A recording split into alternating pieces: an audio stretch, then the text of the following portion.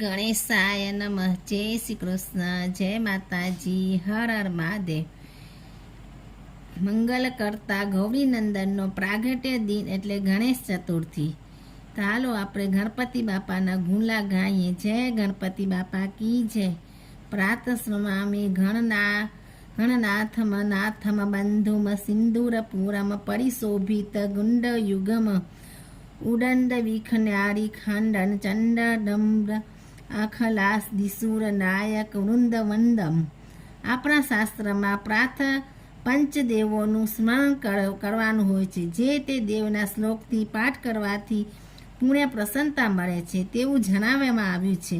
આનાથી દુઃસ્વપ્ન, શત્રુ, પાપ, ભય, રોગ, ભૂખ, તરસ આદિનો નાશ થાય છે અને દિવસ દરમિયાન ધર્મ, ધન, વિજય, જ્ઞાન અને યશની પ્રાપ્તિ થાય છે. ઉક્ત શ્લોકોમાં પંચદેવોના પ્રથમ દેવ શ્રી ગણેશનું સ્મરણ કરતા કહે છે કે જે ઇન્દ્ર વગેરે દેવોના સમૂહથી વંદનીય છે, અનાથોના નાથ છે, જેના બંને કપોળ સિંદૂરથી સુશોભિત છે, જે પ્રબળ વિઘ્નોનું ખંડન કરવા માટે પ્રચંડ દંડ સ્વરૂપ છે, એવા શ્રી ગણેશનું હું પ્રાતઃકાળે સ્મરણ કરી વંદન કરું છું. આપણા સનાતનની ઉપાસનામાં શ્રી ગણેશનું પ્રથમ સ્થાન છે. આવા ગૌરીનંદનનું પ્રાગટ્ય ભાદરવા સુદ ચોથના દિને થયેલું હોવાનું મનાય છે. આથી આ દિવસે ગણેશ ચતુર્થી ગણેશ ચોથ તરીકે ઓળખાય છે. આથી ગણપતિની પૂજા દરેક ચતુર્થી દિને થાય છે.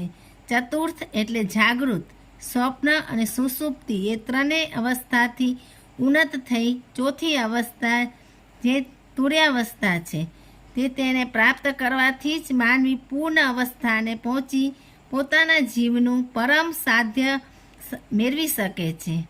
રિદ્ધિ સિદ્ધિના દાતા, મંગલ કરતા, વિઘ્નહર્તા ગજાનન ગણપતિની અર્ચના, પૂજા, આરાધના માટે ગણેશ ચોથનો દિવસ શ્રેષ્ઠ છે. ગણેશ ચોથના ઘર, મંદિર, શેરી, મહોલ્લામાં અત્ર તત્ર સર્વત્ર ભાવિક ભક્તો દ્વારા 10 દિવસ સુધી મૂર્તિનું સ્થાપન કરવામાં આવે છે. શ્રદ્ધા અને ભક્તિભાવપૂર્વક તેમનું પૂજન કરી આરતી ઉતારી નિત્ય થાળ ધરાવવામાં આવે છે.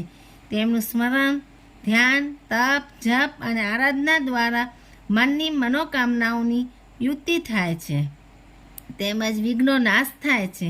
આથી જ આરતીમાં આપણે ગાઈએ છીએ, विद्या का दान देत निज जन का मान देत कंचन की खान देत जिसने तुम्हें ध्याय जय गणेश जय गणेश जय गणेश देवा. ભગવાન ગણેશની પૂજા અર્ચનાનો હેતુ આપણી અંદર દેવત્વ પ્રગટાવવાનું છે. ગજાનનની મૂર્તિનું દર્શન કરતાં તેમના અંગો, આયુધોને સમજવાનો છે. જેમ કે મોટું માથું ઊંચું વિચાર માટે પ્રેરે છે. સુપડા જેવા કાન દરેકનું ધ્યાનથી સાંભળવાનું કહે છે. સુપરું જેમ દાણા રાખી ફોતરા ઉડાડી દે છે તેમ જરૂરી હોય તે જ યાદ રાખવું, બાકીનું કાઢી નાખવાનું. ઝીણી ઝીણી આંખ સૂક્ષ્મ અવલોકન કરવું એવું જણાવે છે. દૂરથી આવતી મુસીબતોનો અંદાજ આવી જવો એવું આંખોથી જ જાણી શકાય છે. સૂંઢ લાંબુ, નાક દરેક બાબતની ચકાસણી, નાના પગ ઉતાવળ નહીં, જે ડગલા માંડે તે ધ્યાનપૂર્વક માંડવા. આમ તેમના સ્વરૂપના પાછળ દિવ્ય ભવ્ય ભાવવાય સુંદર સંકેત અને સંદેશની સરવાણી રહેલી છે. એક કથા અનુસાર ગણપતિએ શંકર પાર્વતી માતા પિતાની પ્રદક્ષિણા કરી સમગ્ર પૃથ્વીની યાત્રાનું પુણ્ય મેળવી માતા પિતાનું મહત્વ સમજાવેલું છે. એમના ગુણોને કારણે રિદ્ધિ સિદ્ધિ સાથે લગ્ન થયા. આ કન્યાઓથી 2 પુત્રો થયા. લાભ અને શુભ. સમય જતાં લાભ શુભ ચોઘડિયા તરીકે ગ્રહમંડળમાં પ્રસ્થાપિત થયા. ગણપતિ ગુણ આગળ રહો હોઈ કર જોડે દાસ, સદા સર્વદા સમર્થતા વિઘ્ન અન આવે પાસ. આવા ગૌરીનંદનની સ્થાપના સુઅવસર પર તેમના જીવન, કાર્ય, આયુધ્યો, સ્વરૂપ વગેરેમાંથી પ્રેરણા લઈ આચરણમાં મૂકીશું તો આપણી અંદર રૂવાડે નૈતિકતા, ધાર્મિકતા પ્રગટ થશે. આપણા મનને જ ગણપતિમય બનાવવાનું છે તો આપોઆપ ગજાનંદ આપણને શોધતા આવશે. તો તો તમને શોધવા ચારે બાજુ ભટકવું નહીં પડે. તો ચાલો નતમસ્તકે પ્રાર્થીએ, ગાઈએ ગણપતિ જગવંદન કર, ગણપતિ જગવંદન શંકર, સુવર્ણ ભવાની નંદન, સિદ્ધિ સદન ગજવદન વિનાયક, કૃપા સિંધુ સુંદર સબલાયક, મોદક પ્રિય મૃદ મંગલદાતા, વિદ્યા વારિધિ બુદ્ધિ વિધાતા, માંગત તુલસીદાસ કર જોડે, વસઈ રામ સિય માનસ મોરે. જય ગણપતિ દાદા કી જય.